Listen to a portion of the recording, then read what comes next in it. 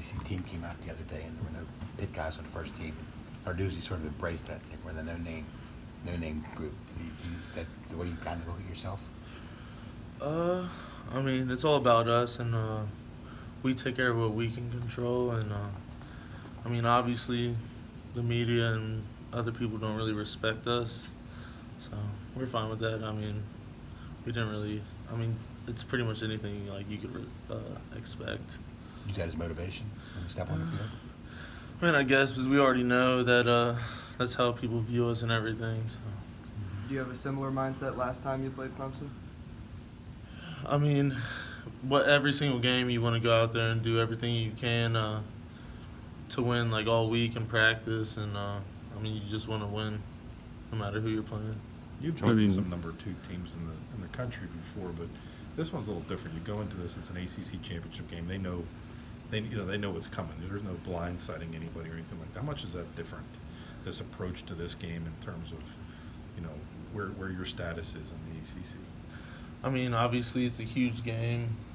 People sometimes say like, "Oh, it's just another game we're playing," but it's not. It's a championship game, so a lot of us, it's the biggest game we've ever been in our entire lives. So. What was it like to see that come from being something the coach set as a goal to seeing it come to fruition? I was just talking to people the other day. It was in the off-season stuff. We break down a lot on ACC champs and everything, and it's starting to come true right now. Do you feel like that sets the foundation for the younger kids on this team too? Is that you guys heard them talk about this and reach this as seniors? They're actually getting to see the ACC championship game as young guys and know that winning it and going further than that is going to be goals for them in the future. Yeah. 'Cause I mean, like you think, like I think it was like 3 or 4 seasons in a row. Like before we got here, my class it was like 6 and 6 seasons, like 3, 4 years in a row. So I mean, obviously we really turned the program around. And the younger guys, like they see that anything is possible. At this point, us getting there.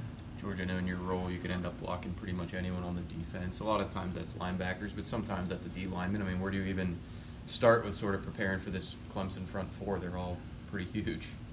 I mean, we've played some pretty big guys on other teams, but obviously they're probably the best D line and defense we've played all year. So I mean, it's a huge game, and we got to come play. Do they look any different on video than they did when you played them 2 years ago? There's a lot of guys that we played 2 years ago, but I mean they're good. They looked good back then. They look good now. You heard from any guys from that 2016 team who graduated who were saying like, hey, we did it, or you guys can do it again, or anything like that?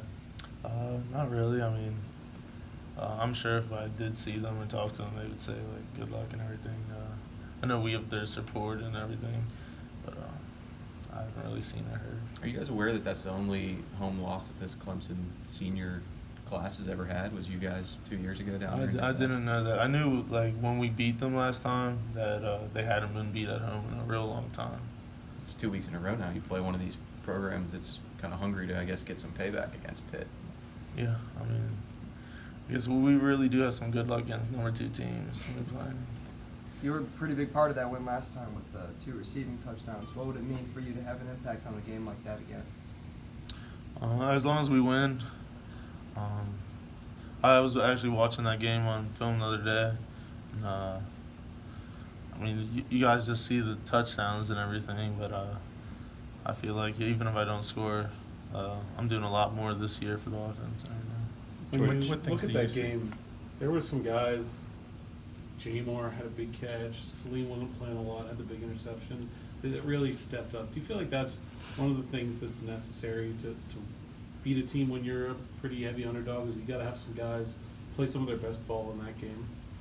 Definitely. I mean, any big game, you watch any team at any level, it takes more than just a guy or two making big plays. The whole team has to have a great game overall. When you were down there 2 years ago, I mean, like you talked about maybe fans or media or people on the outside not giving you guys a chance. Did anybody, was there one of those kind of talks before that game? Nobody thinks we're going to win. Nobody's giving us a chance here.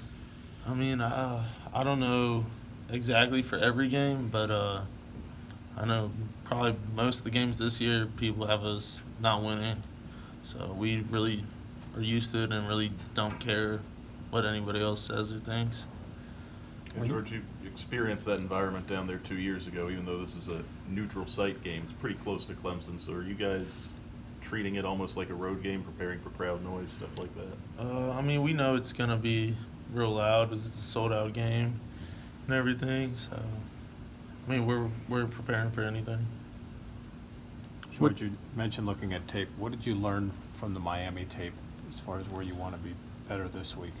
I mean, it's all about us. Like, we just need to execute better and everything. Just a couple of missed assignments there and stuff. But, I mean, obviously losing Jimmy, there's going to be some growing pains here and there, but nothing that we can't fix. When you look at the whole, talk about the no name and forget everybody but us kind of motto and all of that stuff, and then you see you guys open up as heavy underdogs, how much of that is part of the motivation? How much of that is part of, your hope that after Saturday people will know Pitt? That's part of it is changing that. How much do you embrace it and how much do you want to change it? I mean, like I said before, we know nobody really respects us or gives us any credit, even when we have great games. And, I mean, even after we win and everything, it's like they'll probably still find a way to discredit us or the Clemson have a bad game or something. But we don't really care at all. I mean, it's all about us, everybody in this building, coming together and getting it done. But do you feel like Saturday can change that? The outcome goes your way, that you kind of put Pitt back on the map? I mean, winning an ACC championship's a big deal. So if people credit us and give us respect, cool. If they don't, even better. All right. You give